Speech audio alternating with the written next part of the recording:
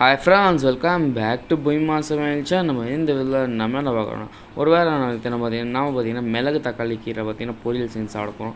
Video skip பண்ணாமல் பாருங்கள், வாங்க வீடியோக்குள்ளே போகலாம். ஹாய் ஃப்ரெண்ட்ஸ், இந்த மிளகு தக்காளி கீரை தாங்க நான் வாங்கிக்க பொரியல் செய்யலைங்க. இந்த மாதிரி சின்ன சின்னதாக அரிஞ்சிக்கலாங்க. ஃபஸ்ட்டு இப்போ நான் எல்லா கீரையும் அரிஞ்சிட்டேங்க. இப்போ கொஞ்சம் லைட்டாக உப்பு போட்டு தண்ணியில் ஊற வச்சுருங்க. ஒரு 10 நிமிஷம் ஊட்டுங்க. அதில் இருக்க கீரைகளுக்கு அழுக்கெலாம் வந்துட்டுங்க. இப்போ 2 ஸ்பூன் எண்ணெய் ஊற்றிக்கலாங்க. இந்த கீரை நான் பொரியல் தாங்க செய்கிறேன்.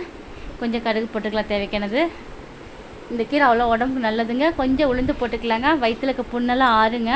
இப்போ நாங்கள் வரமிளகா 2 வரமிளகா கிள்ளி வச்சுருக்கிறேங்க. கொஞ்சம் வெங்காயம், பெரிய வெங்காயம் 2 வெங்காயம் அரைஞ்சி வச்சுருக்கேங்க. இந்த கீரை கொஞ்சம் கசப்பு வரனால கொஞ்சம் வெங்காயம் போட்டுக்கலாங்க. நல்லா வதக்கிக்கலாம். ஒரு கண்ணாடி பழம் வந்தால் கூட போதுங்க, அந்தளவுக்கு வதக்குங்க. இப்போ கொஞ்சம் கிண்டிக்கலாம். இந்த கீரை அவ்வளோ வயிற்றுக்கு ரொம்ப நல்லதுங்க. வயிற்றுல இருக்க புண்ணெல்லாம் ஆறிடும். இப்போ அலசி வச்ச கீரையில் அள்ளி போட்டுடலாங்க. இந்த கீரை தண்ணி விடாமல் பொரியல் தாங்க நான் செய்கிறேன்.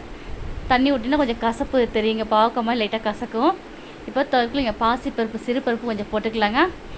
வெங்காயம் வணக்கும் போது சிறு பருப்பை போட்டுருங்க. வணக்கி நான் பருப்பு கொஞ்சம் நேரம் ஊற வச்சு ஒரு 1/4 மணி நேரம். இப்போ அப்படியே கீரை கூட வெந்துருங்க. இந்தளவுக்கு வெந்திருக்குது. இன்னும் கொஞ்சம் தண்ணியில் வற்றணுங்க. நல்லா சுள்ள கிண்டலாங்க. இப்போ இங்கே கீரை நல்லா சுள்ள வத்திருச்சுங்க. தண்ணியெலாம் நல்லா சுள்ள ஆயிடுச்சுங்க. இப்போ கொஞ்சம் தேங்காய் பூ போட்டுக்கலாங்க. தேங்காய் பூ தேவையான போட்டு நல்லா கிண்டிக்கலாம். கொஞ்சம் தேங்காய் பூ போட்டால் கொஞ்சம் கசப்பே தெரியாதுங்க.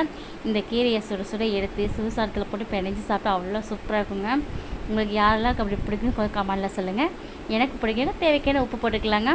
நல்லா கிளறிக்கலாம். யாராருக்கு பிடிக்கும் கொஞ்சம் கமெண்டில் சொல்லுங்கள். ஓகே கைஸ், பார்த்தீங்கன்னா சூப்பரான கீரை பொரியல் ரெடி ஆயிடுச்சு. இந்த இப்படி பிடிச்சிருந்தா லைக் பண்ணுங்கள், ஷேர் பண்ணுங்கள், சப்ஸ்கிரைப் பண்ணுங்கள். தேங்க்யூ ஃபார் வாட்சிங். பாய். மீண்டும் சந்திப்போம்.